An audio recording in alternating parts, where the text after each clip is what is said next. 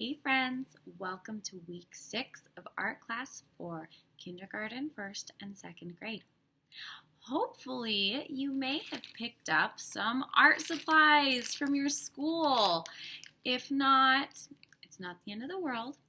We will be using the supplies that I left for you guys, but if you don't have them, I will give you some ways to make your artwork look just as cool. So let's get started. For my parents who are helping your kiddos with this lesson, if you miss our art class and are needing to watch this video, I realize it's very long because I gave students some tips on using watercolors and tips on using regular crayons or markers. So if your student did not get those materials from the school, and that's okay, I would like you guys to watch the beginning, the introduction when I'm talking about the art skills, and then skip to the halfway point, about 15 minutes. And there is where I will start giving them their jobs for when they're using their regular art tools. Today we are practicing 2 art skills. One art skill is learning to create what's called variety. Variety is when there's lots of different things. One way of creating variety is by size. Some things are small, some things are medium, and some things are large. The second art skill we're going to be talking about is value. Everyone say value. Value is when something goes from light to dark or from dark to light. We can use value to create some shadows and make our artwork a little bit more interesting or appear three-dimensional. I'll show you how to do it. Today we are going to be using either the pastels you picked up from school or some crayons if you have them, and hopefully the watercolors you picked up from the school. Again, if you don't have them, it's not the end of the world. We will still make it look awesome. In order to use your watercolors, you need water. And so what I'd like you to do is ask an adult first, or have an adult help you, to get a cup and fill it up about halfway with water. Don't fill it up all the way to the top because that makes it really easy to spill. If you just fill it up halfway or a little bit below halfway, that makes your job a lot easier and it makes your mess a lot smaller. Once you have your water, you are ready to prep your watercolor palette. That means you're getting your colors wet so that they're ready to use. When you're first getting ready to use your brush, I have some rules. Number 1, when you are rinsing your brush, don't smush the bristles on the bottom of the cup. That ruins your bristles after a while, so be careful, be gentle, and just stir it carefully. Now, another rule I have, I'm going to have to show you by backing up because I don't want to get my device wet. So I'm going to back up, and this is the other thing I don't want you to do. When you're mixing your brush, you shouldn't go like this. Ooh, did you see all of the water going everywhere? Now, if you're mixing your brush that quickly and making water go everywhere, not only is it going to get all over your stuff, but it could get your device wet, and you need to be careful and take care of your iPad or whatever computer you're using because that's how we're doing school and it's really expensive. So when you're rinsing your brush, be gentle and slowly stir. Now, do you hear any water sound? No, because I'm going really slowly. All right. When you are prepping your watercolor palette, here's what you are going to do. You're going to take your brush with the water and put a couple little drops in each color. Now, if I touch my color, I need to rinse my brush first and then put more in each color. So I'll do that for every one of my colors. If you have an adult with you, this is a really fun thing to do, and they may even want to paint with you. All right. Oop, I forgot my blue. Now that every one of my colors is wet, I'm going to set them aside so that they can soak for a little bit while I do my sketch. I'm also going to take my water and my brush. First, I'll take my brush, wipe it off gently, Notice I'm not tapping it because tapping it can spray water, just wiping it gently. And I'm going to set my water far away so I don't accidentally spill it on what I'm doing. For our drawing that we are going to paint in a little bit, we're going to start with either our pastels or some crayons. Now the first thing I want you to do is I want you to pick a color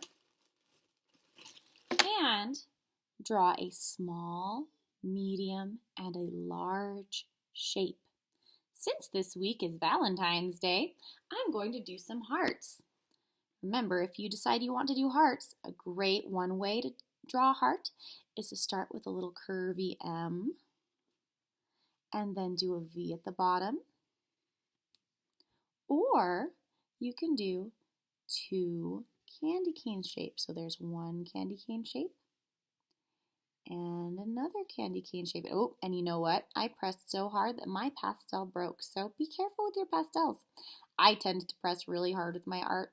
So sometimes I break my tools, and that's okay. It's not the end of the world. I can still use it. Once I finish using this little piece, I can peel the paper off of the rest and keep using the big piece. So now I have a small heart, a medium heart, and I'm going to draw a big heart. If you don't want to do hearts, that's okay. You can do any shape you would like. Ooh, and if your shapes are so close that they might touch each other, instead of drawing on top of my other heart, I'm going to stop and then start on the other side. So I have small, medium, and large. I don't want to lose my pastels, so I'm going to take my pieces and put them back in the baggie where I keep them. That way they don't get lost. Inside of your shapes, I want you to start thinking about different patterns you can use. And I'm going to show you a trick. I know that if you use a white crayon or pastel on a white paper, you can't see it very well. But trust me on this, once we use our watercolors, it's going to be really cool. So with a white crayon or pastel, if you have it, we are going to be adding some patterns. If you don't have a white crayon or pastel, that's okay. You can use a different color. But the white is going to look really cool. So I'm going to go in. I think I'll do some polka dots in one of my hearts.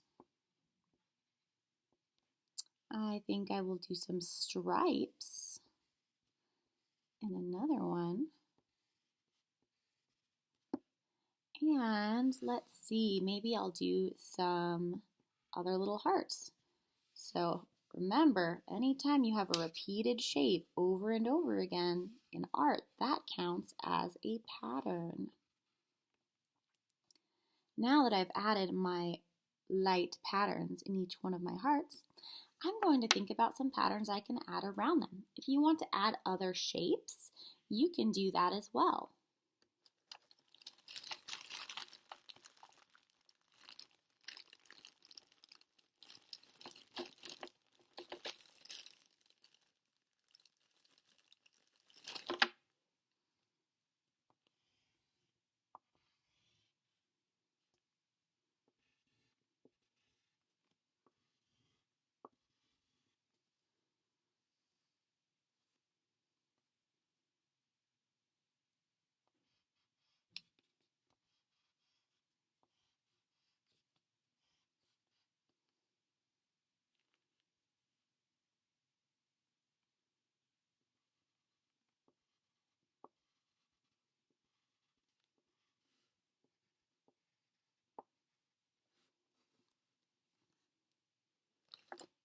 I'm going to take my white pastel and add a few more patterns around my picture. It is up to you. If you want to do little tiny hearts with your white, you can. You can also add other lines or designs or pictures. I'm going to do lots of hearts today since I really like Valentine's Day. It's completely up to you guys.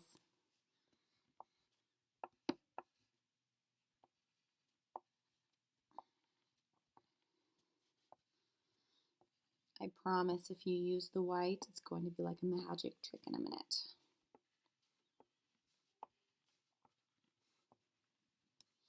All right, now before we do our pastels. There's one last thing we want to do. We are going to make our hearts look 3D. And the way we're going to do that is we're going to add some shadows. So I'm going to take my black pastel, or a dark one. You could use blue if you want. And I'm going to do a couple of different shadows. One way to do a shadow is to trace around the outside of your shape, and then pressing really hard, really close to it, we'll press softer the further out we get. So a little further out, I'm going to press a little bit softer, and a little bit softer, until I'm barely touching the page and you can't see it at all. That's called value, when something goes from dark to light. Another way of doing a shadow is to pick one side of your heart. So I think I will pick one side. I'll pick this side. And just like before, I'll press really hard on one line. But then the further away from it I get, I'll press a little bit softer. And a little bit softer. Until you can barely see it at all. And then the rest of my heart is white. That's another way to create value. Now you can do whichever one of those you would like. I think I'll do the outside one on my big heart.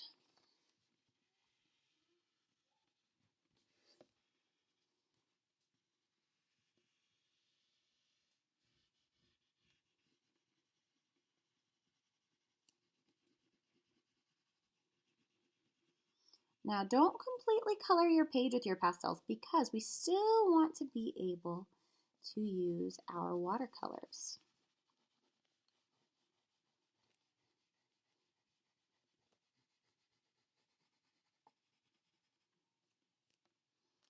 But if you want, you can go in and add some little polka dots like this. Or other shapes.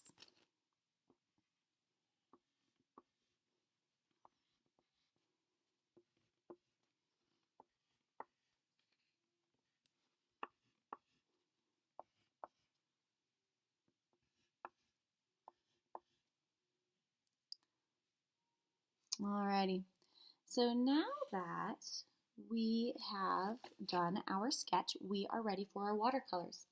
Now remember, keep your water, I want you to keep your water far away from your artwork because I don't want you to get your device wet. But just make sure you can reach it. I have mine in a different part of my table so that it doesn't touch my computer. When you're rinsing your brush, be careful so that it doesn't drip. Brush it against the side of your cup, and then you're ready to pick your colors. So here's where the magic happens. Are you guys ready for this? Pick a color and then try painting over the areas where you did your white.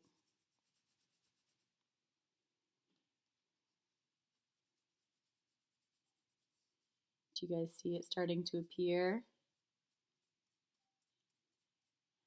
That's pretty cool, huh?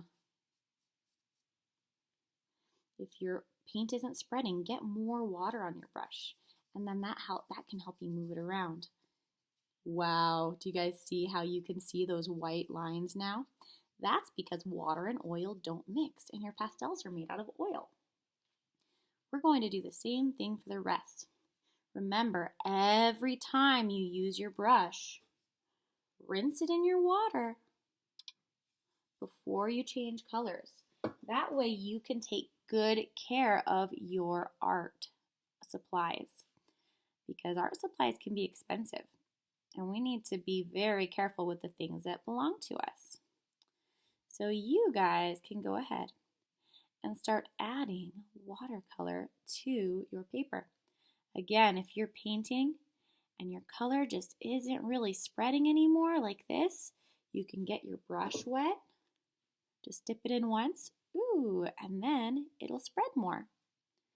You can also get more of your colors.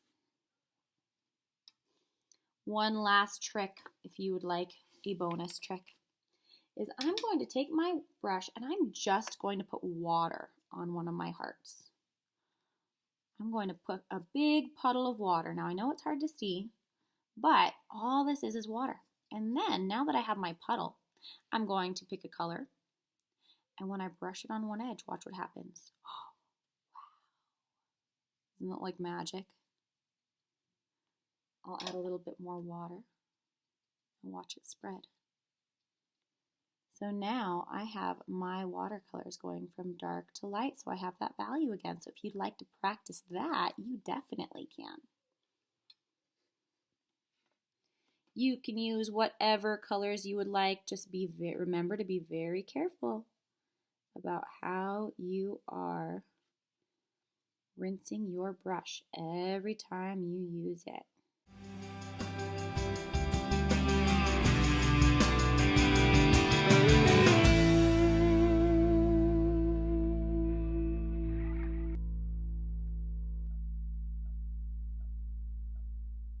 If you don't have pastels or watercolors, here is how you can do the same thing and still complete your objectives with some other materials like markers, crayons, or colored pencils.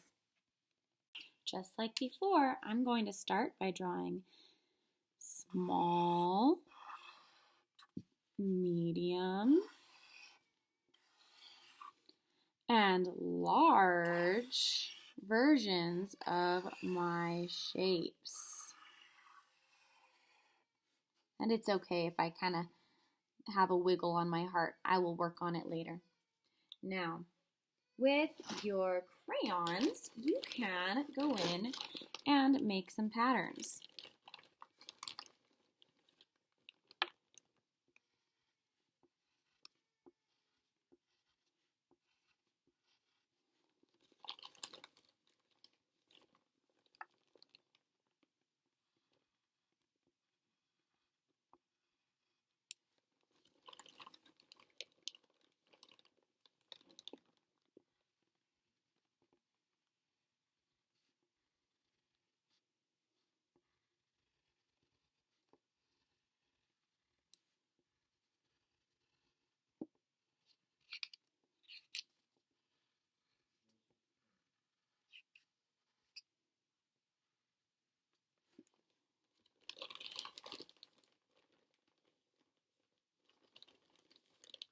You can also go in and add other details. I'm going to fill my whole page with different patterns and shapes.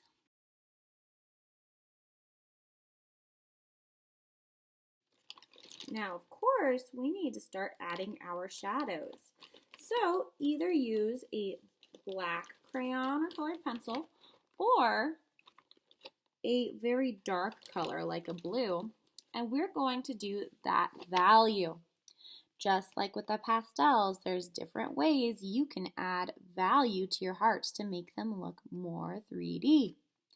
One way is tracing around your heart and pressing really hard, and then the further away from you get from it, start pressing a little bit softer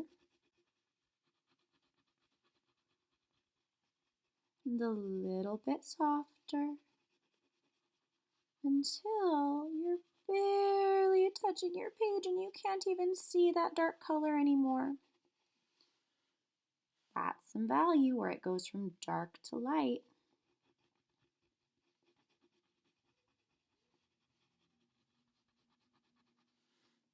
Another way of creating value is picking one side of your heart. So I'm going to pick one side and I'm going to press nice and hard. And then the further I get in, I'm going to press a little bit softer and a little bit softer until I'm barely touching my heart at all and it's super light. So now it's going to go from the darkest dark to medium to super light. That's another way to create value.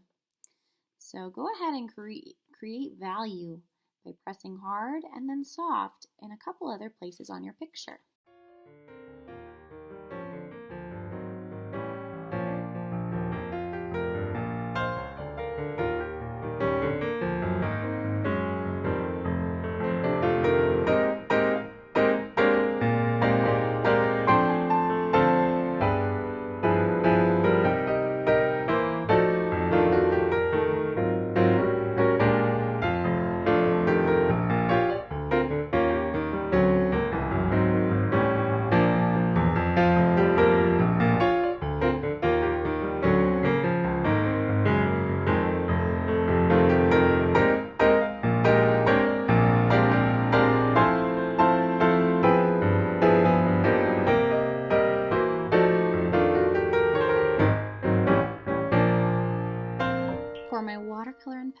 peeps, if you let your paper dry, you can then go in with a white pastel after it's dry because you don't want to tear your paper.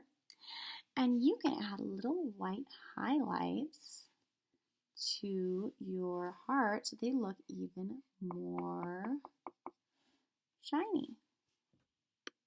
Here's your objectives. Number 1, I can draw at least 3 small, medium, and large shapes, adding patterns to each one. Number 2, I can create value when I color each of my shapes, pressing hard to create shadows in one area and pressing softly so other areas are more light.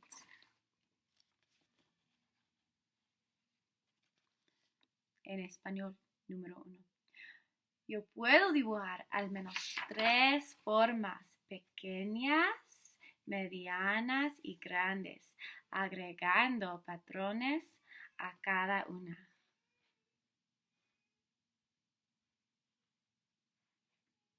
Número 2. Yo puedo crear valor cuando coloreo cada una de mis formas, presionando con fuerza para crear sombras en un área y presionando suavemente para que otras áreas sean más claras.